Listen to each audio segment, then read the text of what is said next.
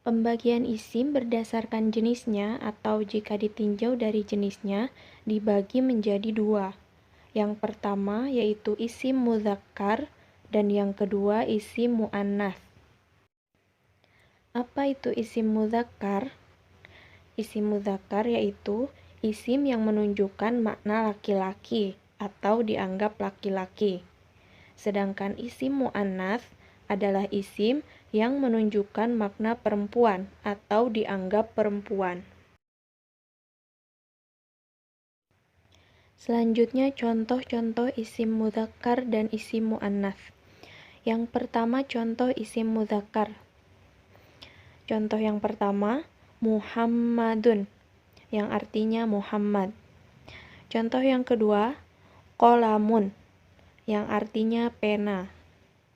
Selanjutnya tobibun atau dokter dan yang terakhir dikun atau ayam jantan. Yang kedua contoh isim muannats. Contoh yang pertama yaitu Maryamu atau Maryam. Kemudian madrasatun yang artinya sekolah. Selanjutnya tobibatun yang artinya dokter perempuan dan yang terakhir dajajatun yang artinya ayam betina. Selanjutnya kita akan bahas ciri-ciri dari isim muannats. Bagaimana kita bisa menentukan apakah suatu kalimat isim itu mudzakkar atau muannats? Nah, kita bisa lihat dari ciri-ciri berikut ini. Ciri dari isim muannats yang pertama yaitu nama perempuan. Jelas ya, kalau misalkan ada nama perempuan, contoh seperti Hindun atau Maryamu, maka isim-isim ini pasti adalah isim muannats karena nama tersebut menunjukkan nama seorang perempuan. Ciri yang kedua yaitu diakhiri dengan ta marbuthoh. Apabila suatu isim di akhir katanya terdapat huruf ta marbuthoh, maka isim tersebut termasuk isim muannats. Contoh pada kata madrasatun dan kata tholibatun. Di sana pada kedua kata tersebut di akhirnya terdapat huruf ta marbuthoh, maka dua kata tersebut termasuk isim muannats. Ciri yang ketiga yaitu diakhiri dengan alif maksuroh.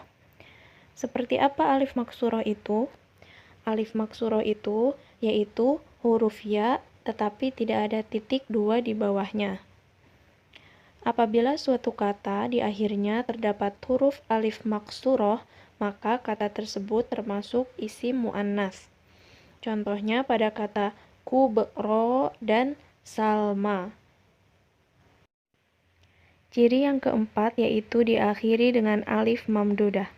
Apa itu alif mamdudah? Alif mamdudah itu yaitu alif yang diikuti dengan hamzah.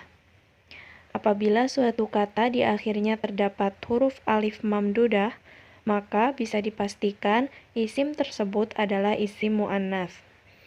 Contohnya pada kata sauda dan hasna. Ciri yang terakhir yaitu nama anggota badan yang berpasangan. Seperti kita ketahui bahwa anggota badan itu ada yang berpasangan dan ada yang tidak. Nah, untuk anggota badan yang berpasangan itu termasuk isim muannats. Contohnya pada kata yadun yang artinya tangan dan ainun yang artinya mata. Meskipun kata yadun dan ainun ini tidak memiliki ciri-ciri di atas seperti ta marbuthoh, alif maksuroh dan alif mamdudah, tetapi kata yadun dan kata ainun ini termasuk isim muannats juga karena merupakan nama anggota badan yang berpasangan. Kita lanjutkan dengan ciri-ciri dari isim mudzakkar. Ciri yang pertama yaitu nama laki-laki. Contohnya pada kata Usamah dan Utsman. Meskipun kata Usamah di akhirnya terdapat huruf ta marbuthoh, tetapi karena Usamah ini merupakan nama laki-laki, maka termasuk dari isim mudzakkar. Ciri yang kedua yaitu tidak diakhiri dengan ta marbutoh. Apabila suatu kata di akhirnya tidak terdapat huruf ta marbutoh, maka kata tersebut termasuk isim mudzakkar. Contohnya pada kata tolibun yang artinya mahasiswa laki-laki dan kata kursiyun yang artinya kursi. Kedua kata ini di akhirnya tidak ada ta marbutoh, maka kedua kata ini termasuk isim mudzakkar. Ciri yang ketiga yaitu nama anggota badan yang tidak berpasangan. Jika tadi nama anggota badan yang berpasangan termasuk isim muannas, maka nama anggota badan yang tidak berpasangan ini termasuk ke dalam isim mudzakkar.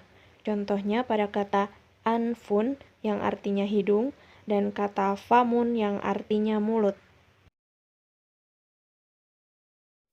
Selanjutnya, setelah kita bisa membedakan mana isim mudzakkar dan isim muannas, kita akan membahas tentang penggunaan isim isyarah untuk isim mudzakkar dan isim muannas. Apa itu isim isyarah? Isim isyarah yaitu kata tunjuk. Kata tunjuk dibagi menjadi dua. Yang pertama, kata tunjuk untuk yang dekat. Kalau di dalam bahasa Indonesia, ini. Kalau di dalam bahasa Arab ada dua, yaitu hadza dan hadhihi. Yang kedua yaitu kata tunjuk untuk yang jauh. Kalau di dalam bahasa Indonesia, itu. Sedangkan di dalam bahasa Arab ada dua juga, yaitu dzalika dan tilka.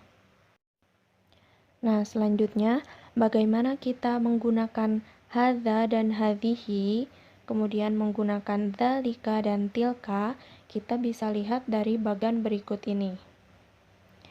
Isim isyarah hadza dan dzalika bisa kita gunakan untuk isim mudzakkar. Contoh pada kata hadza faslun. Di sini terdapat kata faslun yang merupakan isim mudzakkar. Maka isim isyarah yang tepat untuk kata faslun ini adalah hadza atau dzalika. Kemudian pada kata dzalika hisabun terdapat kata hisabun yang merupakan isim mudzakkar, maka isim isyarah yang tepat yaitu hadza atau dzalika. Sedangkan isim isyarah hadhihi dan tilka bisa kita gunakan untuk isim muannas. Contohnya pada kata hadhihi ustadzatun. Kata ustadzatun ini merupakan isim muannas karena di akhirnya terdapat huruf ta marbutoh. Maka isim isyarah yang tepat untuk kata ustadzatun adalah hadhihi atau tilka. Contoh yang kedua yaitu tilka saburotun. Kata saburotun ini adalah isim muannas karena di akhirnya ada ta marbutoh. Maka isim isyarah yang tepat yaitu hadhihi atau tilka.